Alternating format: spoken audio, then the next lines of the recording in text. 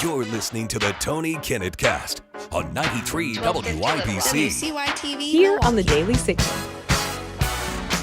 Good evening and welcome to the Tony Kinnett Cast here on the Daily Signal, nationally syndicated, first on 93 WIBC. We are here from Washington, D.C., in the bowels of our nation's sewer, where the Assistant Director of the FBI, Dan Bongino, has announced that he is intending to resign. So he announced, quote, "I will be leaving my position with the FBI in January. I want to thank President Trump, Attorney General Bondi, and Director Kash Patel for the opportunity to serve with purpose. Most importantly, I want to thank you, my fellow Americans, for the privilege to serve you. God bless America and all those who defend her." And then he includes for those who are listening and not watching on the live stream of the Tony Kinnett Cast, included a little American flag emoji. And speculation galore and some more. So, as we get into why the Assistant Director of the FBI, Dan Bongino, has announced his resignation, first we'll hear from the President of the United States, Donald Trump, on his, speculation, let's say. Oh, Dan did a great job. I think he wants to go back to his show. Yeah, I do. Sorry to do that to you. I know that we all hate the airplane microphone sound when they're right outside of Air Force One.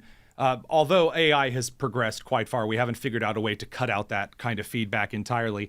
The president says that he thinks that Dan is ready to go back to podcasting. He's ready to go back to the show. And there is an element, I think, of Dan Bongino, who is a masterful broadcaster, going back to the land of broadcasting. However, the argument that the reason he's choosing to go back is that maybe life in the FBI is a little more dull and dreary than broadcasting, I think that's maybe putting a tulip on a mud pile. Right now, from what we have heard, inside the Federal Bureau of Investigation, there is a healthy Chef Boyardee can-sized dose of chaos. There is. And it comes from a couple of things. Part of it is that when you make a lot of campaign promises about what the FBI is going to do, and by the way, I'm not just talking about President Trump. I am talking specifically about a lot of people like those in chairs like mine, broadcasters, who said as soon as Trump gets into office, he's going to do all of these various things on top of the work that the FBI already has to do. Because, as we're going to cover tonight, there is a growing epidemic of political, racial, and religious terror attack in the United States. There is a growing vein of terror. And the FBI has to address that because we have, as a country, allotted a lot of major investigations, not only to state police forces, not only to local law enforcement, but to the Federal Bureau of Investigation. They have become the de facto people you send in to handle stickier situations, for better or for worse. In this case, there's a lot of for worse in it because Kash Patel, who has done a lot of good things, again, he was an award-winning agent in the FBI under both Barack Obama and President Trump. However, since he has been in the role of director of the FBI, as we've talked about on different shows, he spent a little bit of time doing the photo op stuff. You know, there are reports that he's refused to get off of planes without having his FBI jacket and a person with a camera nearby. Again, part of leadership is PR, understandable. But if you make too much of the job, the PR side of things, and you're being dragged through the mud because, again, the Epstein file rollout, the phase 1 binders in February was a whiff. It was a disaster, PR-wise. And there is an element of when you're in an organization and people are making bad decisions, it's awkward. It's awful. I've been in organizations where I've had colleagues that have made just dirt bad decisions. And you can't get out there and say, well, you know what? I'll tell you, Kim, he sucks. You don't get to do that. You have to stay. And essentially, as long as you're willing to put up with it, you stick around. So Dan Bongino leaving the Federal Bureau of Investigation. Yes, going back to his show, I suspect the president is very likely to address this in his address this evening. There's a lot of speculation, we'll get into this, about the president's address tonight. part of the speculation on tonight's address comes from the wild PR week and the rumors of chaos in the Trump administration. Now, a lot of this is overblown, again, partly due to the excellent humor of people like Vice President J.D. Vance and future Vice President Marco Rubio, currently the Secretary of State, the National Archivist, the National Security Advisor, the future Emperor of Venezuela, maybe the next Pope. Hard to say with all the hats that man wears. There's been a lot of good humor, but also there appears to be a little bit of chaos. This was, remember, if you do, in the first Trump administration, this was how the media and the left wing of the political apparatus in the United States was able to get under the Trump administration's skin and stop things dead in their tracks. All they had to do was simply say there was chaos and someone needed to be, fired, moved around, that kind of a thing. And this is frustrating. So producer Daniel is reminding me that Attorney General Pam Bondi was involved with the phase 1 of the Epstein release, not Patel. As you will recall, while yes, it was Attorney General Pam Bondi who rolled out phase 1, they immediately got into a finger-pointing match with each other. If you remember, Attorney General Pam Bondi said, well, actually, Kash Patel promised the documents. And Kash Patel said, nuh-uh, Pam Bondi has the documents. And then they said, nuh-uh, they're in burn bags. And we never heard anything about that again. Nuh-uh, the documents are in Fort Knox. Well, actually, they're in the Southern District of New York. We never heard anything about that. That wears on a man. I understand Dan Bongino there. There's also just a lack of really great investigation successes in handling major crises right now with the various FBI branch offices. Now, there have been some major wins. We've talked about these. We're not going to play those down. Catching attempted terror attacks or planned terror attacks with the Turtle Island Liberation Front in California, very important. Thwarting a number of other major terror attacks and shootings before they happened. The FBI is getting better and better at preventing those, and they often do go unsung. But the situation at Brown University right now, in which, by the way, I will remind the crew for the 836th time, as many in our comments have also reiterated, the FBI has the authority, reiterated under the Patriot Act, to swing in and tell local law enforcement they are incompetent, they are stupid, and they are taking over. Right now, the situation at Brown University is horrible. It is an extreme disrespect to the people of Providence, Rhode Island, to Rhode Island in general, to those at Brown University, to the victims and their families, and to the people of the United States at large. And this kind of disappointment is exacerbated by a lack of leadership in the FBI, but the FBI could not even begin to make up for the sheer amount of disrespect that is not only now being portrayed by the chief of police, Lopez, who doesn't know what cameras are or where they are or when to speak in English or Spanish or what words to use for when individuals are being asked questions or detained or in custody, but also congressmen like Representative Sheldon Whitehouse, who no one asked to get up and talk today and decided now's the time to get up and just say stupid things. No need from an investigative point of view for people who have no idea what they're talking about to offer their stupid and ill-informed views about what happened all over the internet. Why would you say that? Why would you say that? I don't understand the value in getting in the American people's faces and say, you know what? What's really not helpful right now? People calling in tips. We don't know who the shooter is. They don't even have a suspect suggested. The internet has gone around and done its sleuthing and presented some suspects. And do you know what we've heard from the police about those suspects? Nothing. Nothing. We had an unofficial official statement from Brown University that was submitted via a third party, an unnamed third party, to Channel 12, the CBS affiliate in Providence, Rhode Island, that didn't even mention the one guy that the internet still believes at this point in time is somehow connected as a person of interest to this particular shooting or the information surrounding it. And what does Sheldon Whitehouse get out here and do? Well, it's really these stupid, dumb people calling in tips. Why do you need to run your mouth? Radio crew, we're going to send you to the commercial. We're going to continue on the live stream here. It's the Tony Kinnett Cast. We'll let Sheldon Whitehouse continue his rants of glory here. So I would please, just from a law enforcement perspective, ask anyone who sees this to just shut up until we know who did it and why. We will find out. Give it some time. There is simply no need from an investigative point of view. Okay. First of all, you are one of the people, Sheldon Whitehouse, who has 14 different times now criticized Trump's Department of Justice for not acting quickly enough on certain things. Now, here you are, in front of the camera, on committee, C-SPAN's rolling, and you're making the case that they're not moving slow enough and people really need to stop harassing and questioning things. And, there are a lot of the left-wing pundits saying, people are trying to say this was a targeted attack, as though that's insane. Again, I will remind everyone, as we will talk about later on in the show, and again, most people in the United States, according to the limited amount of polling data that we have, agree that these terror attacks are, in fact, more often than not targeted.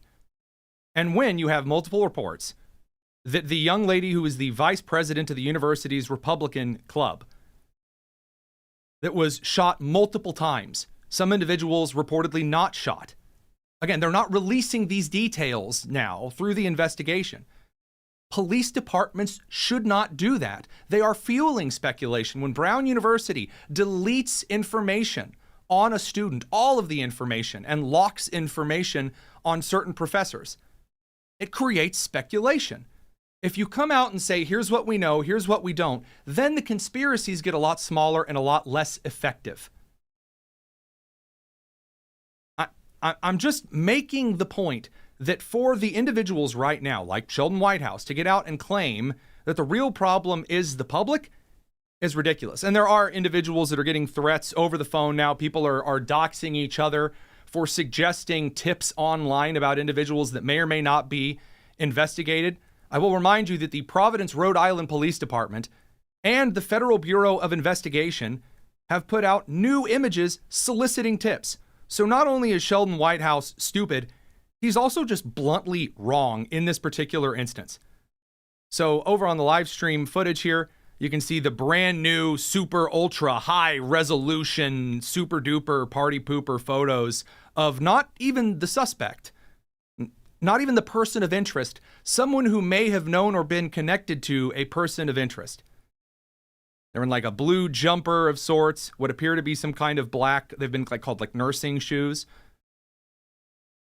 There's been some Middle Eastern questions as to the individual's heritage or ethnicity, those kinds of things. And when you have a situation in which there's no clear expectation, criticizing people for not knowing what's going on is truly, truly a disgusting move. Now, there are all kinds of clips that are also surfacing that are relevant because, as you will recall, Brown University is one of the hotbeds for the pro-Palestine, pro-Hamas, anti-Israel marches and riots. And it was university president Christina Paxson who went before Congress and argued that riots were somehow not riots. Argued that, well, yeah, sure, maybe they're destroying some campus property and maybe they're chanting globalize the Intifada and, kill the Jews. But, I mean, come on, that's just political advocacy. Haven't we all, at one time or another, torched a publicly funded and grant-endowed building? I know I have. Insane. By the way, more clips surfacing thanks to producer Nick finding this one here a minute before we bring the radio crew back in here. Here's some more of this, again, hotbed of activism that is enshrined Brown University. It's why people have these concerns and these theories, these suspicions. Free Palestine! Free Palestine! Free Lebanon! Free Lebanon! I can actually get on that wagon. Having accidentally led one of those marches myself. But we'll talk about that in a second because there's some interesting stuff coming out of it.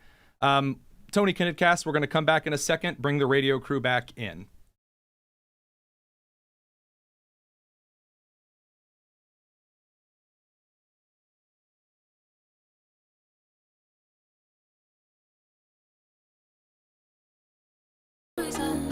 Welcome back to the Tony Kinnett Cast. You're on the Daily Signal, nationally syndicated first on 93 WIBC. The situation at Brown University is getting worse, but a huge credit to producer Nick, who called me this afternoon, again, in the middle of some other stuff we have going on here in our nation's capital, and showed me a particular note that came from the Trump administration, the Department of Justice, that several individuals, some of whom I really like, some of whom I really don't like, were posting about the Trump administration and Department of Justice officials, reporting that Brown University is in violation of their recently signed settlement agreement with the Trump administration. Now, for the radio crew, during the break, I talked with the live stream crew, a little refresher, that Christina Paxton had been dragged before the House of Representatives, in which she was asked, hey, we can't help but notice your diversity, equity, and inclusion programs are all about LGBTQ plus 2IA, BIPOC, color this, the right shade of ethnicity that. And, that kind of violates some civil rights procedures. And also there's some heavy anti-Semitism going on the campus, which violates some Civil Rights Act and statutes, rules, regulations. And you're receiving federal money. So if, you're going to get federal money, you're going to stop this crap. And Christina Paxton and the Brown University leadership agreed. And all of a sudden, in the middle of this investigation, you see them scrubbing information about this Mustafa Karbaush, who has, they, he pronouns in his ex bio, claims to be born in Lebanon, was actively promoted all over Brown's various web pages and Instagram and in Blue Sky.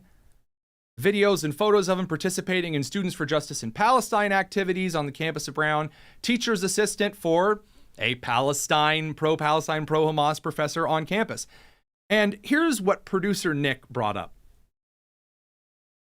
In the middle of everyone looking through Brown University's website, there may have been an administration official that said, hey, wait a minute, it looks like the Trump administration and the nation at large might discover that we never stopped promoting anti-Semitism, that we never stopped promoting Hamas, we never stopped promoting anti-Christian, anti-Jewish rhetoric, we never stopped promoting DEI initiatives. And if we're in violation of this settlement that we made, we could lose lots and lots and lots of money. Again, it was very suspicious to the American people that the Attorney General seemed to be aware that the page of Mustafa, which again, at this point, we still have no information about whether this is a person of interest or not. There have been vague suggestions that there are no new suspects, but no one has come out and said at this point whether or not this person is a person of interest or not. Which is suspicious. If he's not, just come out and say, hey, look, here's where he was instead. He provided an alibi. We talked to him, we questioned him, here you go. But they can't say that. And so all of the larger social media ecosystem and members of Congress are now coming out making the accusation that really it's Americans' fault for suggesting that in cases like this, like the Crown Heights attack against Jews yesterday evening, many other anti-Semitic attacks, both here in the United States and abroad, anti-Christian attacks here and abroad, that Americans naturally suspecting either the radical kind of Marxist LGBTQ, any left-wing cause is our cause group, or the fundamentalist Islamic cause group. When Americans suspect either of those two groups, there's a reason for that. We're going to get into some of these examples, but for example, Congresswoman Rashida Tlaib, very angry, very, very, very angry, because the President of the United States has now expanded the previous 19-country travel ban to 39 countries, which includes the Palestinian Authority, not a country, and appears to expand a block on legal immigration now to include the spouses, children, and parents of U.S. citizens, which means if you have someone here, you no longer get to say, well, I'm supposed to be here. And that automatically brings in whomever en masse via filing cabinet and tanker truck. No. And again, some of these nations, like Burkina Faso, Mali, Niger, South Sudan, Syria, it makes sense that people, we might want to pause the mass immigration here until we can figure out what's going on. Rashida Tlaib says that this administration's racist cruelty knows no limits, expanding their travel ban to include even more African and Muslim majority countries. Like almost all of these have been labeled all the way back to the Obama administration as severe security risks, according to the State Department. As in, hey, don't travel around here kind of places. Even Palestinians fleeing a genocide. Trump and Stephen Miller won't be satisfied until our country has the demographics of a Klan rally. Okay, so first and foremost, no, this equivocation with Americans having some concerns about Islamic terror and unfettered mass migration and suggesting that America wants some kind of a Klan rally is not going to do it for Americans. It's not going to sell them on this lie that she's trying to perpetuate. Because Americans have watched for decades now, but especially in the last 2 years, when this pro-terror psychology has encouraged more and more Islamic and pro-left-wing cause, omni-cause terror attacks in this country, that we have heard people shout, Allahu Akbar. We have heard people shout, free, free Palestine, before committing mass atrocities. And so it makes a lot of sense that people might be a little bit suspicious of someone shouting Allahu Akbar, globalize the Intifada, or free, free, free Palestine, who has just not followed the threat up with murder yet. You walk through the streets and go, I've thought about killing some black people. I've thought about killing some black people. People might start to suspect that you want to kill black people. You go out there and say, globalize the Intifada, behead all the Christians and Jews. People might start thinking, man, this guy has said endlessly ad nauseum, they want to kill Christians and Jews. And this is not just here in the United States. Right after a horrifying, openly Islamic terror attack in Australia and on Bondi Beach in Sydney, today, still to this day, as of now, right after this tragedy has taken place, there are individuals who are pro-Islamic fundamental terror that are running out into the center of Bondi Beach and screaming things like Allahu Akbar, the Jews had it coming, and other really disgusting stuff. So don't take my word for it. Here's one of the ladies in her full burqa chanting this today at Bondi Beach.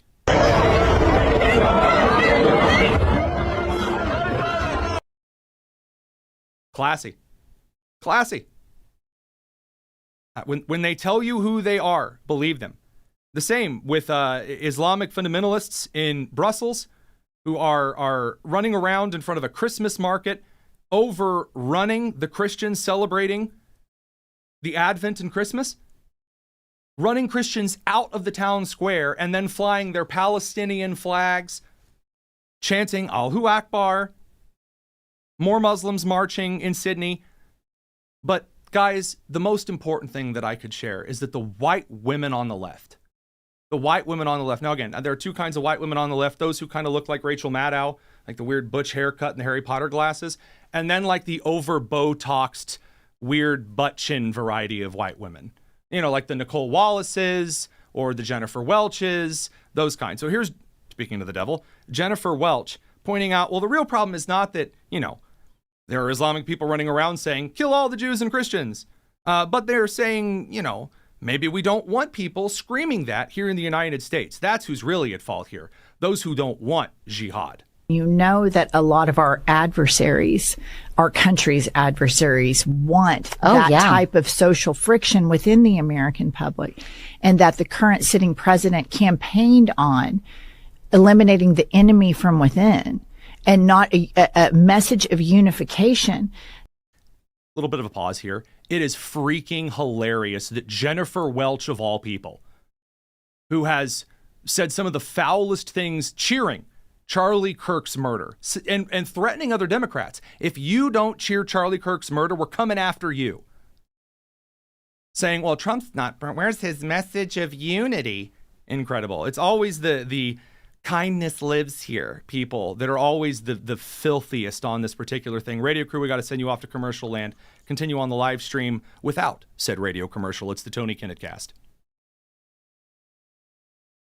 All right, let's let her continue to wax eloquently. I know it may be confusing to those of you on the live stream which one is Jennifer Welch, considering they're both obnoxious, thin, Botoxified white women. But I assure you it's the one on the left. I mean, they're both on the left, but like in the frame, one on the left. That, that trickles down, and then you have these propaganda arms that instead of focusing on ways that we can advance and progress as a country, they're attacking other Americans. Or find common ground, right? Yeah. Right. And yeah, it's really gotten this is bad. really a new Toxic. Yeah, it's really, really toxic. It's really, really toxic. I can't believe just how super duper ultra toxic this is.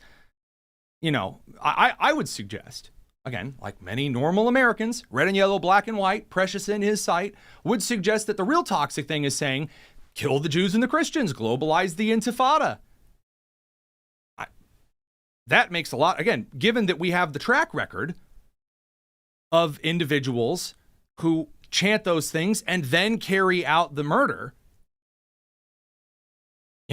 Just saying, that seems a little more likely to be toxic to me.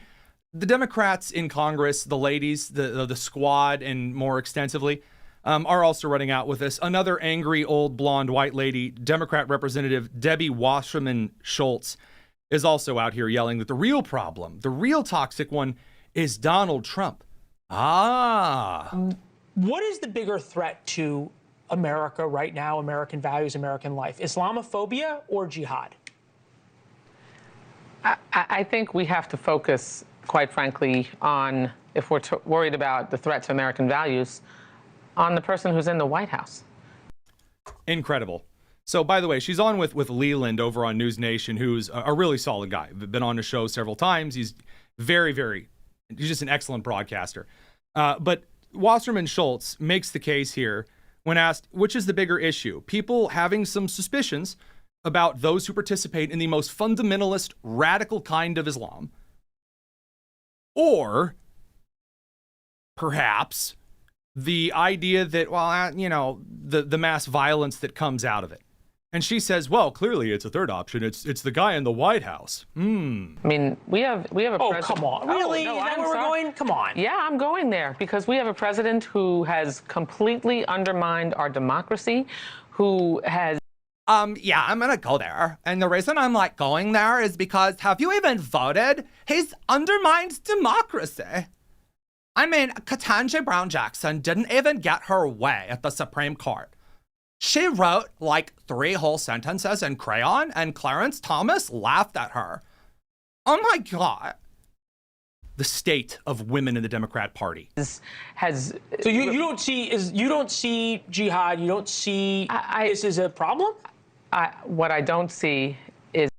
Won't answer the question. What I don't see are dancing flamingos, Leland. How about that? Weren't expecting that one, were you? Is it as a single lens problem? We have a president who has been determined to undermine our constitutional principles, to degrade our democracy, to divide instead of unite us. You want to know why a lot of Republicans like Senator John Fetterman? Because there are moments where he won't just do this crap and say, you know what? Yeah, I'm sorry. Radical jihad, that's kind of bad. Breaking news. You don't have to simp for jihad. You're going to say, yeah, that's bad. It's bad when people do bad things. And then move on, say you don't like Trump. You don't have to like Trump, but making everything about him is really weird. All right, we got to bring the radio crew back from commercial. We're going to dig into some more of the wildest stuff. Don't go anywhere. It's the Tony Kinnett Cast here on the Daily Signal.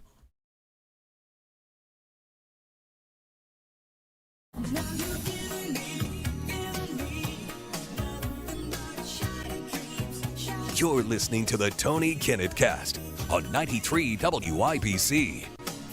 Welcome back to the Tony Kinnett Cast here on the Daily Signal, live from Washington, D.C. It's why I'm not in my beautiful home Indiana studio where I am the most comfortable. But at least my son has not been detained by ICE. Ilhan Omar, representative of Mogadishu, has come forward to announce that her son was detained by ICE. Now, I'm not sure if this is her son or her nephew or her nun or her sephew. Could be any one of those. Not quite sure how that family tree loops in on itself, but that's her claim. She got out in front of the country and said that ICE was like racially profiling, targeting specifically her son, the terror of the Trump administration. Again, with this idea, there's current jihad, there's massive amounts of fraud, there are people breaking lots of laws, there's chaos in some areas. But Ilhan Omar is out here to say the real issue is they're targeting my one and only son. At a Target, he did get pulled over by ICE agents, and once he was able to produce his passport ID, they did let him go. So your son went to Target last night with his passport. He always carries it with him. In case he gets pulled over. Yes. Which he did by ICE. Yes. Okay, so there's just one small problem. Remember that whole thing about body cameras, guys? Yeah, we all remember about body cameras and like the careful tracking of data from police. And all the people on the left said, we got to know everything a cop does so they can't lie like them lying pig bastards that they are.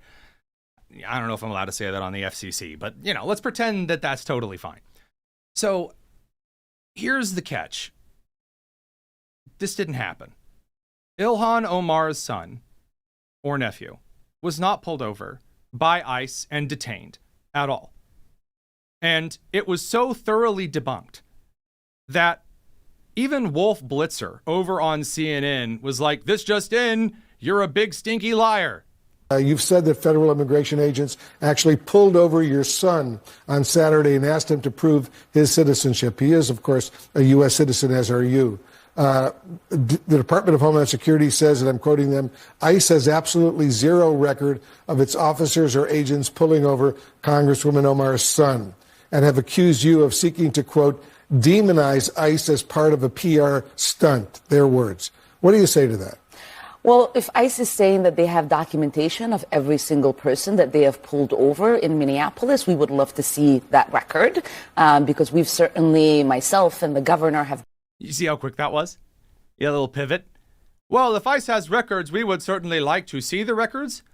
The records have been made available to every member of the House of Representatives. This has been proven time and time again, saying, I would certainly like to see those records.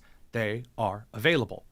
And by the way, even to you, dear listener of the Tony Kinnett Cast, the Freedom of Information Act request gives you, hold on, sorry, I'm looking at the wrong camera, gives you the ability to ask the federal government to share information on its law enforcement detainment. Now, they're not going to, give you the strip search results and, send you pics, but they will give you the information on those particular stops and searches. So Ilhan's lying, but also the question was about her son. ICE says that they didn't pull over your son. Where was this? No answer for this at all. Been asking them to share information with us on the ways in which they have interacted with Minnesotans, and they have not been able to provide a single information. So it is amazing that they're able to put out this statement saying definitely. Okay. Little thing for you here. So I have been rather free with you guys when it comes to how certain things work. When I don't know how certain things work, I tell you. I let you know. I say, hey, I don't know how this works. In the case of law enforcement arresting people who are important or detaining people who are important, there are people in areas where it is suspected that a congressman or congresswoman, that their family might be in and around, things get flagged. As we saw from that one drunk attorney general from somewhere in New England yelling at cops as she was arrested. There's this idea that, hey, if someone important is, thrown in the slammer, that, hey, yeah, if you're Nancy Pelosi's husband, you get, pulled over for a DUI. There's a little something in a lot of systems that will let you know, hey, maybe we need to call this special individual, let these individuals know. Ilhan Omar absolutely would have known immediately if her son was actually detained. Either she's a liar or she's raised a liar. Now, I know that in Somalian culture, honesty is like the most tantamount, just sanctimonious, wonderful of traits. We all know, based on recent activities, how much the Somalian community in Minneapolis values honesty. But she's just going to say ICE lies a lot. So that's the answer to your question, Wolf, which is really weird. Now, Laura Loomer smelling blood in the water, then sent one of her reporting team. I don't really care for chasing congressperson videos. I think they're really cheap. Essentially, there's a kind of political style that I just call vulture reporting, where you just follow a congressperson around and go, excuse me, congressman, why are you evil? Why do you eat puppies? And also, when did you stop beating your wife? And they follow them around. And it's obnoxious. Sometimes questions need to be asked, but also sometimes any question, like there are no dumb questions. You want to hear dumb questions? Go to the U.S. Capitol or some of the congressional office buildings, stand in the hallway and watch as some of the vulture scavenger reporters follow around congressmen and women and ask them questions. Your IQ will drop a fair number of points.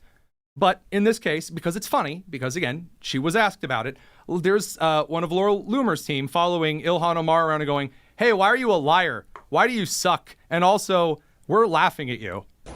Hello, Congresswoman Omar. DHS says they have no record of ICE pulling over your son. Why did you lie about ICE targeting your son? So they're talking like quietly. They're making conversation. I've done this before with someone who was saying like really weird things to me when I was walking into a building. And given my tendency not to want to have to use the concealed carry option, because it's a serious thing, I try to leave some of the fools saying, stupid and silly things at inopportune times alone. And you just have a conversation. You strike up a conversation with someone else. It gets them through the awkward moment. You let them yell. When we were leaving Tel Aviv, actually, we're flying out of Tel Aviv, there was an Israeli family that started yelling angrily at us because we were given a diplomatic pass to leave. So we got to essentially cut a big portion of the line because visitors into the country of Israel, they get to cut the line. I think I mentioned that they did this when they deported Greta Thunberg. Someone started yelling at us. So I said, just talk quietly amongst yourselves. Don't make eye contact with people yelling things at you. But it is interesting. In this instance, it's funny because Ilhan Omar still has not provided a single explanation as to why she said her son, her nephew, her sephew was pulled over. We have no idea. One more time. Why did you lie about ICE targeting your son, Congresswoman? Do you think it's responsible to lie about ICE targeting an individual? All right, they're just doing like the old tunnel walk and yell. Fantastic. So producer Nick again mentions that Ilhan Omar has one of about 13 different Somalian accents that she code switches in and out of. You can hear when she's just talking normally to another person, she just sounds normal. Like she's been in the United States a long time, she's talking. But when she gets on television, she'll use her kind of stately, sort of polished accent. Here she is trying to tell Wolf Blitzer later on in the interview that Donald Trump is really awful for saying, you know what, maybe we vet migrants before they come to the country. President Trump signed a proclamation yesterday expanding the list of countries with full or partial travel restrictions from 39 to 39. That's up from 19. And Somalia is on. I love math. I love it when TV anchors do math. 39, that's up from 19. Yes, thank you. Excellent skills there. Public education not lost on him. On that list, what's your reaction to that? I mean, the biggest worry of the new executive order is that it does separate families. It doesn't create an exception for U.S. citizens to have their family members be able to come visit and celebrate milestones with them. And so I'm going to say something in a very vague way so as not to upset my legal team. There is an individual whom I have previously mentioned in certain stories who has said on her social media that she had family members who were in Hamas, active terrorists, Hamasniks who killed people and were then put in prison and caught. And one of them faced execution for killing a 7-year-old girl on camera. And I'm just going to say, you having a relative and that somehow making it special and getting to skip the vetting process, how about no? How about the idea that, well, he's my brother? How about no? How about we allow any individual into the country based on their merits and their character after we have solved the current crisis of all of these unvetted people? Again, the case with the border. Close the border first. Stop the leak. If you are fixing a leaky faucet, if you are fixing a mess under the sink, you shut off the water. Then you can determine where the leak is. By the way, same goes to Republicans right now with the Obamacare and the healthcare situation. Radio crew, you got to go to commercial one last time. We're going to continue on the live stream. It's the Tony Kinnett Cast. Now, to make this explicitly clear, right now, the Trump administration has a number of things that Americans are very, very praiseworthy of. The Trump administration's immigration policies, banning individuals who commit violent acts or who they suspect are going to commit violent acts when they come in the country based on objectively good data. It just so happens, it just so turns out that the Trump administration doing well on those things is nothing to sneeze at. The Trump administration needs to continue its immigration policies. It needs to continue also, as Ben Shapiro articulated very clearly today here at the Heritage Foundation, the Trump administration also needs to sing the praises of the wage increases that are currently happening in the United States steadily and with great bounty, beating inflation, because of the deregulatory processes that individuals like Lee Zeldin and Sean Duffy, EPA and Department of Transportation, have made possible. Need to focus on those things. The idea that the Trump administration needs to kind of stop what they're doing and slow down and be a lot friendlier and nicer and, well, we need to consider various demographics and how they feel is ridiculous. Absolutely not. This brings me to some of the really weird nonsense that is coming from some factions of the right now. There are those who have made the decision to go all in on this prediction that Donald Trump is getting us into a big forever war in Venezuela, all for regime change, and that Israel is pulling the strings to get Maduro out. And as one commentator who laughs before he says things that are proven wrong a week later, says, Venezuela, the most culturally conservative country in Central or Latin America and that entire sphere, or North America, including us in it. That's why the globo homos want to overthrow the Venezuelan government. Number one, socialism sucks. Number two, narco-terrorists and human traffickers suck. Number three, I don't care if we launch a missile at a narco-terrorist farm in Colombia or Venezuela. I don't care. Americans don't care. That doesn't require boots on the ground. By the way, that is why the Trump administration is firing kinetic strikes from the Navy and from the U.S. Air Force on narco-terrorist boats in the Southern Caribbean, because it does not put Marines who have died in the last year in interdictions in the Red Sea. It doesn't require the Coast Guard, doesn't require the Marines, doesn't require the Navy at large to seize boats and put sailors or Marines' lives at risk, or Coast Guardsmen. Or cutters, I should say. And so it is a crucial thing of import right now for people in the administration and the American people not to get distracted. And by the way, most Americans aren't distracted. That's an incredibly good thing. I'm going to be very clear to you guys. I have never been more proud of the American people.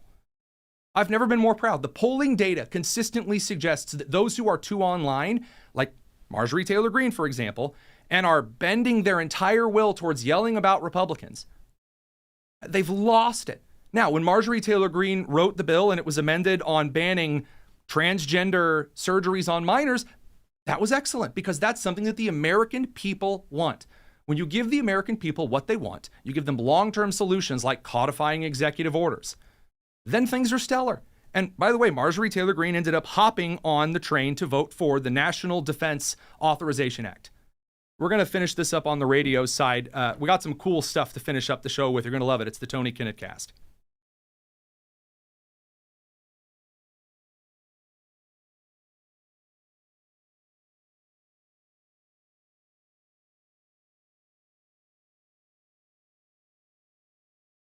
President Trump signed a proclamation yesterday expanding the list of countries with full or partial travel restrictions from.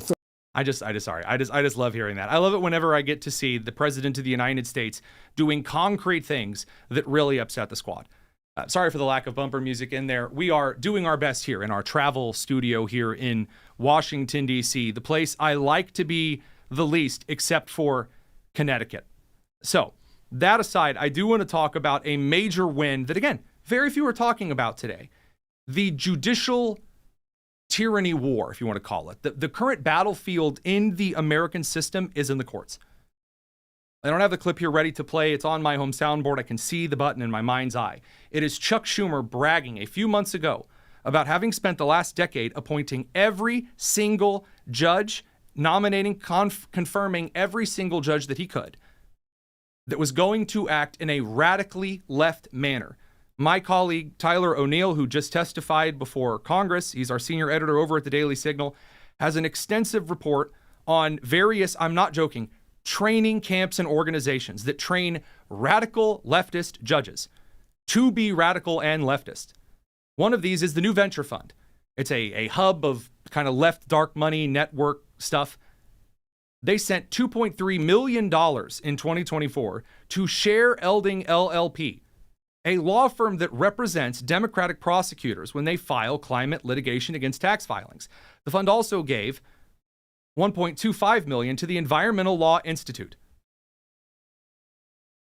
There are cases from 2022 and 2023 in which other NGOs that are associated with these very far left-leaning organizations have pumped money into everything from law colleges to some of the institutes that provide the legal guidance for some of these judges that are either appointed at the federal level all the way to the appellate level, some who become prosecutors that are appointed by administrations. And amidst all of this, we are still seeing fundamental wins in the judicial landscape for the Constitution, because it's not fighting on behalf of President Trump. It is fighting on behalf of what the Constitution says. When you have some guy like James Boasberg making things up so badly that his own court had to rein him in and said, you can't hold Kristi Noem in contempt, as they did over the last week, just because you don't like the Supreme Court ruled in favor of the Trump administration. So another major appellate victory for the president today, the D.C. District, authored by in this case, an Obama-appointed judges, I should say, Millett, Katsas, and Rao, stated that the president has constitutional and statutory power to deploy the National Guard to D.C. Now, they didn't rule just that in Trump's favor, yes, the president of the United States has the authority to deploy the National Guard to D.C. because, again, it's a federal city. And also, the council has approved it, as has Muriel Bowser. Also, so has the Senate. But, alas, they have essentially given the president a temporary continuing allowance, I should say. They've temporarily upheld. I don't know what the opposite of an injunction is. A conjunction, what's your function? Kind of ruling from the appellate court that says, yes, the president is still the commander-in-chief for now. Again, rather wild, but okay. Another major win for the Trump administration that has fallen out of the media landscape. The cut off to foreign funding, like USAID, has been a major, major success. And do you know how I can tell it's been a major success? An article from the Associated Press today that may be one of the most insane things. I know as a show host, it's easy to say this is one of the most insane things I've ever seen, like and subscribe. I'm serious. I saw this when I was on the plane to DC, and I shook the person next to me because I like Kramer on Seinfeld. It was that insane. Here's the article from the Associated Press headline. Hundreds of underage girls married off and hundreds of more children kidnapped as U.S. foreign aid cuts contribute to the surge in violations against the persecuted Rohingya children. This is in Bangladesh, by the way. So the Associated Press, I'm not joking, is making the case that because the Trump administration stopped sending money to Bangladesh, the Muslims in Bangladesh are marrying little girls. So the media is suggesting, and I say the corporate media as in, again, the Associated Press is a newswire. This was published thousands of times today by various organizations around the country, including likely affiliates that are on the channels that you may have watched in your own state and region that you're tuning into the Tony Kinnett Cast. They're suggesting that we need to pay off, we need to bribe Muslims in other countries not to marry little girls. And you're telling me that it's bad President Trump is limiting the amount of migration of these grown men to this country? For participating in the oldest practice in Islam, as Muhammad did, marrying little girls? I'm not too upset about it. I'm just saying, I'm the idea that I need to be really worried because the president of the United States isn't being pro-Muslim enough, as some of the far-right ecosystem is currently trying to suggest, while they're buying houses in Qatar. Nah, not for me. All right, WIBC crew, we're going to let you guys go for the evening and continue over on the radio side. It's the Tony Kinnett Cast here on the Daily Signal.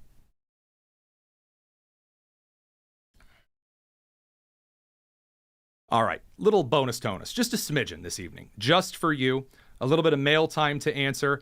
Again, really appreciate you guys stopping by in the middle of a situation like this. We do have an update, by the way, from the Rhode Island Attorney General Nerona at 4:34 p.m. today. And he is suggesting, this makes me so mad.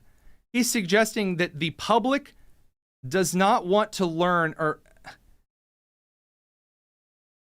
I'm sorry, I just have to play. This is one of the stupidest things I've ever seen transcripted here. This is Fox News sending this clip over to us. This is the Attorney General of Rhode Island on the Brown University shooting investigation. You mentioned a long gun. We are not in a position to say, unless the chief, you want to square it, whether this was a long gun or not. I think. What? What do you mean you can't say whether this is a long gun or not? What do you mean you can't say whether this is a long gun or not? The man fired bullets. Those bullets have a caliber. Those calibers are in the room. They're in the bodies of the victims. You sick piece of filth. Forensics, you can tell what kind of rifle it came from. You absolutely should be able to know. Didn't you have this ring footage or other footage that showed the perp somewhere, somehow? If the individual had a long gun, then they're not able to conceal it. You can't shove an AR-15 up your bra, you dumb fool. We don't know if it's a long gun or not. We have no idea. Could have fired Twinkies. It could actually just be a pool noodle for all we care. I think that there's been an account from the TA. There are multiple accounts about multiple things, including how this gunman approached the victims. Those are not details that advance the investigation. Why not?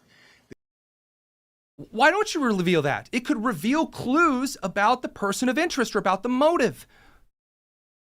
There are surviving victims who can tell you what happened. People around the room. The building wasn't abandoned. It was finals week at Brown University, or going into preparation for finals week. People were in this engineering building.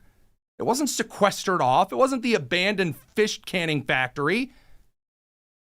When you say this, and then Americans go, I think there's something fishy. I can't blame them. I can't blame them.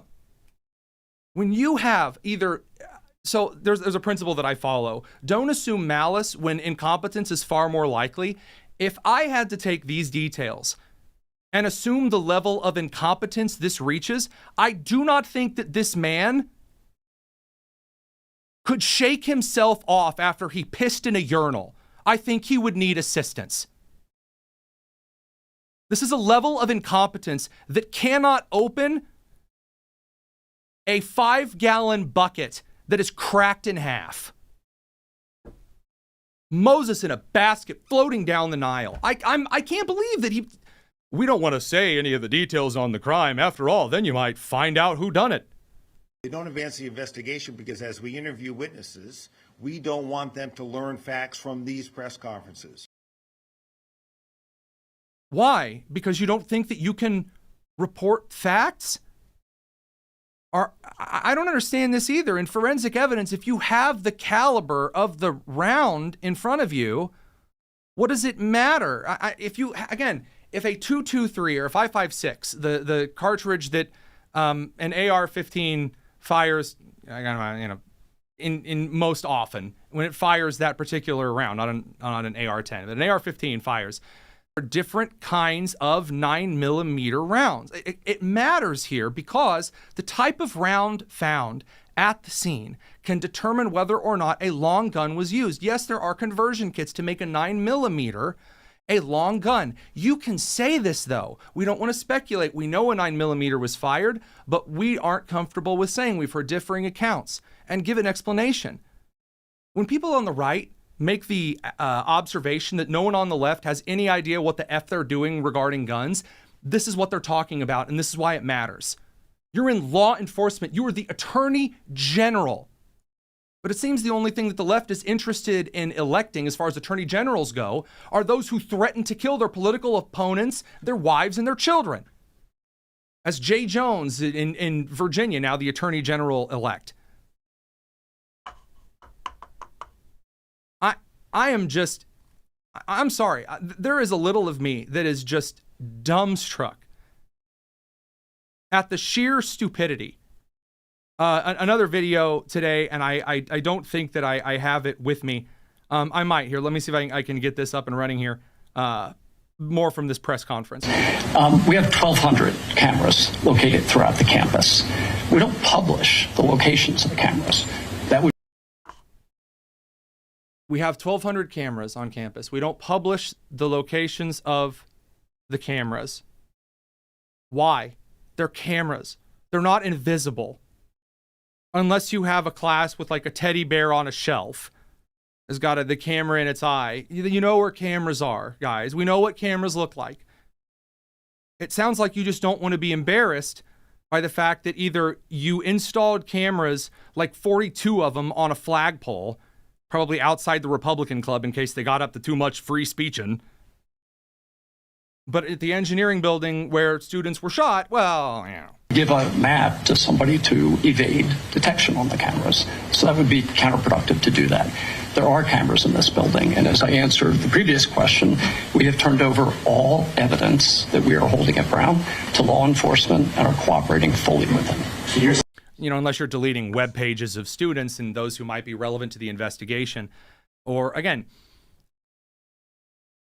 either you turn everything over to law enforcement and then you're done, or you're still actively participating and there's still a giving and taking. Why is an official from Brown a part of the press conference? Why? Why does there need to be, again, why aren't we just hearing from the law enforcement professionals? And where is the FBI? Again, I will remind y'all. And by the way, I checked the Rhode Island state constitution as well. The FBI has the authority, the plenary authority. What I mean by the Rhode Island constitution is that there's nothing forbidding federal law enforcement from superseding a local investigation. There is in Idaho, and I believe in the Commonwealth of Kentucky. The Commonwealth of Kentucky might have been patched out. I haven't finished researching that yet. A little transparency there. In Rhode Island's case, though, yes, the federal government with the FBI can supersede, can cut off and say, it's our show now. This happens semi-regularly. Why isn't it happening here? I don't like this. Americans don't like this. It is, if it's incompetence, it is a level of incompetence we haven't seen since Joe Biden's last press conference. Karine Jean-Pierre or Joe Biden, the ice cream licker. Take your pick. On the off chance that it's malice, whoever is acting in this investigation maliciously about a school shooting should be hanged by the neck until dead in the most public place possible. It's either incompetence or malice at this point. I've seen Shaggy and Scooby-Doo do better investigating after the gang splits up. Oh, Raggy, I don't know how many cameras there are. Like Scoob, there could be like 15 cameras over here. It's insulting. And then the squad or Sheldon Whitehouse will get in front of a camera and say to you, the American, they will say to you that you're awful and racist and xenophobic and bigoted and mean and a big dum-dum for questioning the experts. The experts are always correct, always. God bless them.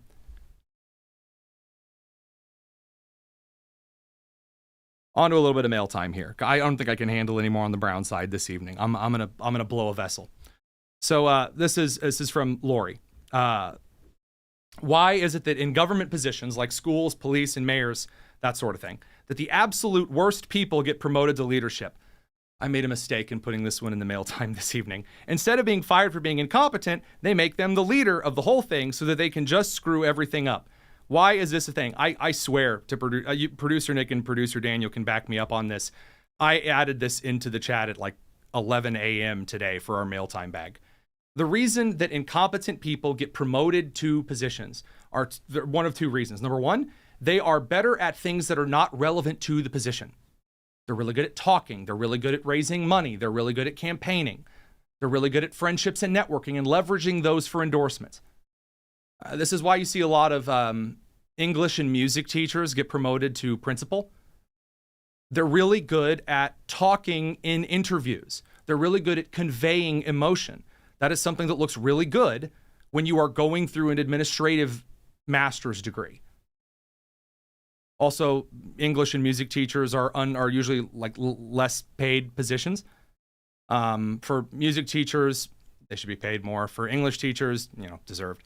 But that would be one reason. The other reason that these individuals do in fact get promoted is that incompetence to you is not incompetence to someone else. According to the demographic of the experts, again, the Jennifer Welch, white women, Wasserman Schultz pearl clutchers, the idea that you get out there and say the right things and that you advocate on behalf of the right people because you care means that you deserve the job. I've talked about my former boss at Indianapolis Public Schools. I had two bosses. My first boss, Amanda, was a really sweet and wonderful lady, totally overwhelmed, didn't really know what she was doing with the department. My second boss, whose name is Bobby, had never taught a science class before, ever, and was put in charge of our department. Didn't know what she was doing, but she said really like soft, fluffy things. And so it was like, yeah, give her the position. That's the reason that incompetence gets promoted, either because they say the right thing socially or they have a skill that's not relevant to the position. And then once someone's in a position, it's really hard to get them out. This is why incumbents stay in positions, because it's just easier to go with what you know than to go with the new. And so that's kind of my idea there. This from Desmond Ross this evening. What's your opinion on the sign language interpreters, the ASL interpreters, and what Trump's lawyer argued in court? I'm not sure, maybe producers can help me out. What Trump's lawyer argued in court about what? These severely intrude on the president's prerogative to control the image he presents to the public. Are there like ASL interpreters striking against the president of the United States, or are they, laughing or making fun of him? I'm not entirely, quite sure in this particular instance. But for the president of the United States, set aside as far as sign language interpreters, how do I say this? We have made too much of the focus of our society in catering to the eggshell skull case. So the idea that every press conference needs an ASL interpreter because there might be someone who is deaf that could watch the press conference. As producer Nick pointed out quite correctly on yesterday's episode, guys, we have like closed captioning software now. It's not needed unless if there are deaf individuals that again, like a lot of churches like have like a group of the deaf that come into the church and they sermon in the middle of going on, having a sign language interpreter there can be very helpful. But like right next to the pulpit, the lectern, and the person out there telling someone to steal third, while we're trying to pay attention to the press conference for a deaf person that is absolutely not at the press conference at all. Again, captions totally working, totally fine. Sorry, it's not like the deaf person is tuning into the radio. Before you clutch your pearls and say, wow, that's awful, you shouldn't say that. Why is that awful? This idea that we need to coddle excessively and treat people that are blind or deaf as though you can't have a conversation with them, like they're emotionally fragile or something, and you can't say, hey, look, can we switch to captions? Because this is kind of cumbersome at this point. Deaf people happen to be just as reasonable as people with their hearing. paraplegics are just as happy to talk to you as someone that has both functioning legs. Yeah, I'm sorry. This idea that we need to like pretend you can't say anything ever because, oh God forbid, you might offend. Stop it. Americans are throwing that stuff aside. A huge thanks to Tina J over on the chat side of things because she gifted 5 channel memberships over on the YouTube side of things to the rest of the channel. We really appreciate that. It's very kind of you. Again, you don't have to buy channel memberships or send super chats to watch the show. We're thrilled that you guys are here. There is some channel exclusive members content, mainly that you get early access to the top news and 10 as soon as we record it. But other than that, we're just thrilled that you guys are here. Very kind of you to those who give. We do try to keep track of that and thank you. But you don't have to do that. We are thankful for those who do. Producer Daniel says, here's what I found. There's a current lawsuit over American Sign Language interpreters at White House briefings, where Justice Department lawyers for Trump have argued that requiring real-time ASL interpretation would severely intrude on the president's prerogative to control the image he presents to the public. I mean, depending on the ASL interpreter, that legal argument, sure. The question is I think, whether it's necessary. If the person who is the ASL interpreter is making faces and undermining the president, like if Carolyn Leavitt got up to the podium and said, so the president decided today, roll my eyes, that we're going to do this. Well, yeah, I mean, you're not allowed to undermine your employer. If I got out here and says, all right, guys, Rob Bluey over the Daily Signal wants us to do this, and I want you to know it's really stupid, kind of a dumb idea. Well, then Rob would, say, hey, Tony, you do that again, you're really going to enjoy the unemployment line. Follow the chain of command. Again, interesting argument. Everything today is a legal argument in a lawsuit. I find that stupid. The idea that anytime someone makes you sad, you can just whip out a lawsuit like a pervert flashing someone out of a trench coat, I think is really harmful to American society at large. As stupid as when we were losing all of our competent officers during the Revolutionary War to dueling. You've insulted me, sir. Let us shoot each other. How about you just grow a pair and realize that not everything's going to be for you. Studies coming out constantly showing that over the last 10 years, a lot of people were racially and genderly discriminated against in the United States.